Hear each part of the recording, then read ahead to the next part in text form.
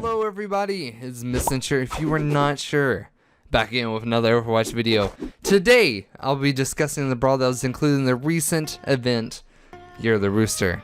And that event, the brawl is called Capture the Rooster.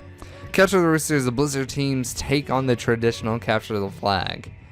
They have stated in their developer update video that this will not be making it into quick play or competitive mode, but based on the reception, they could fine tune it so it could be included in those modes, which would be a lot of fun. But my opinion on this mode, it's a little bit iffy. I enjoy it, but in some regards, like, I don't enjoy it because it's not a very polished to the point where it's perfect yet, but it is a whole lot of fun that I found out.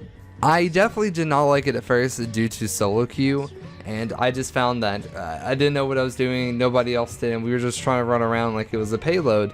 But instead of trying to mess around with that, I went back to it later with a full team and had the most fun I had in Overwatch in a while. Just like Jeff was stating in the update, you really had to strategize where you put your assets, and the team fights are a lot more intense, since you feel that if you lose that fight, you may lose the game. It is well balanced to where it isn't like Hanamura Point 1, trying to return from Jupiter to Earth to get back to your flag. But it isn't like Point 2 where all you had to do is round the corner and you're there. It feels like a good medium where you could do some impact of trying to get back there, and it's nothing too overwhelming. It seems like it's in the right place. But it feels well balanced with the fights too, just like in other games that support Capture the Flag, where you just have to get in there and get out, instead of just trying to hold on fights forever like how it used to be pre-patch in Overwatch. One problem that has happened to me in different games is that some teams go and capture the enemy's flags and just hold it there. It makes it feel impossible to get back on the flag some maps and guarantee free wins.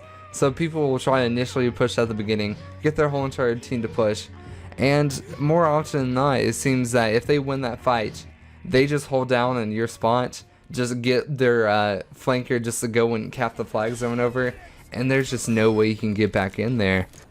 But one benefit of this event is that it's bringing some different metas into the loop. Let's look into some of these.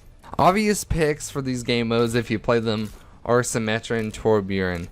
This is an easy choice because it brings constant damage to the flag, and any sort of damage will stop the flag count.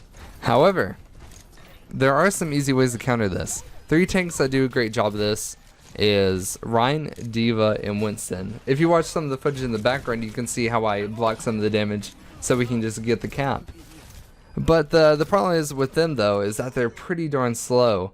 So maybe you just want to block the incoming damage and let your flankers do it, because there are a couple ones that do an absolutely great job of this. So an obvious pick is Tracer, because you can just blink in, recall out, and you can just get out of there, because it's hard to catch up with that character. And that's another issue of this game mode, is that it seems like once they get that flag and get out, that's it. But if you have some positioning, it could make it easier, because if you have a Roadhog just standing by, they can just prepare for the hook and you guys got it back. But another character that may not make that seem possible is Sombra. This is a little bit harder to get off, but it is possible, and I have actually had this done to me, and this is why I was including it, because I was like, whoa, this is such a great idea, why has nobody thought of this? So what they did is that they placed their translocator pretty much almost at their base, because you can get away with it with the using invisible and running away.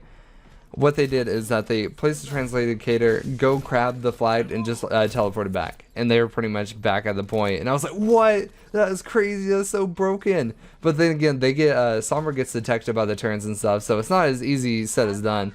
But if you strategize with your tanks, it could be really easy. And especially if you have 2 tanks. Let's say you have a Ryan and a Diva in the back. That's pretty much blocking any incoming damage, it seems like. So they could just get in the middle, it's some nice sandwich, and they're out of there. Free point, easy as peasy. To counter these annoying defenses, I feel a great pick is Winston, because Winston can go inside. His leap actually does damage and can kill the Symmetra turrets, but also his Tesla cannon, being that burst damage, it really gets rid of those annoying turrets and allows your team to push in as a whole. Also, you can just shield the flag, and it will help negate the fact that Torb's turret is just shooting you from a mile away. Also with Winston, his primal rage. Since his leap recharges every 2 seconds, I believe, if you grab that flag and pop that ult, there's no way anybody's gonna come after you because you have 1,000 health. You're jumping across the map.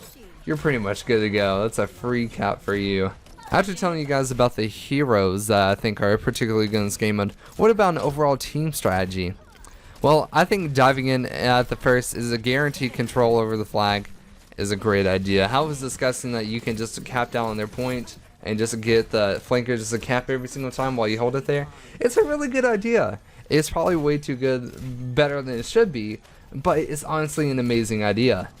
I've had it personally happen to me, and they had a bastion and a Rhine set up, so the bastion would just shoot out the door and pretty much spawn kill you, and you just couldn't do anything about it.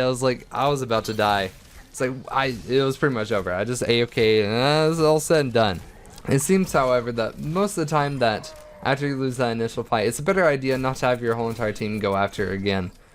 So I find that a good balance is having 4 people on attack and 2 people on defense.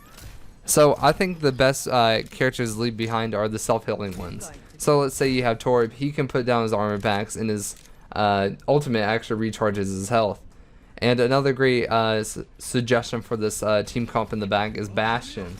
He's super annoying, and having 2 turrets, God, you would want to die. But he can self-heal, and he has that tank mode, so he can pretty much keep it safe and secure back there. Obviously, the people that you want on attack are pretty much flex, because I gave you some ideas, and you may want to work around those, but I want to give you guys some ideas for the support. If you see in the background, I'm playing Ana, which is still broken in the competitive, but still just as good in the casual Capture the Rooster. So if you can get an E off and debuff their team, that's it. That's it. Just like in any other team fight, it's gone, dude. That's gone, because they can't heal. It's just call it quits. And their sleep dart, you can see some of the denial things I'm doing. It's just crazy. And I had gold damage, gold whatever in this match. And I may have not been doing the most teamwork, but I was doing a lot of work as on it. It's just so easy. So if you want a good support, I would choose her. Lucio is not a bad pick for the speed boost, but unlike Capture the Flag, I don't know if it matters as much. You can go in and get that speed boost to get like a surprise attack, but you may get yourself in there, get blown down by some extra turns if you're not ready for it, and that's it for your healer. I don't know personally, but time will tell. But that's pretty much all I got to say about this mode. Hope you guys consider some of my ideas and use them and tell me how they work out. So if you have any suggestions for ideas of videos or team compositions or how you feel about this game mode, go ahead and tell me down below. And if you enjoy this video, make sure to come back for more, because I love this game. It's pretty rad. So thank you guys so much for watching, and as always, safe cells and bye bye.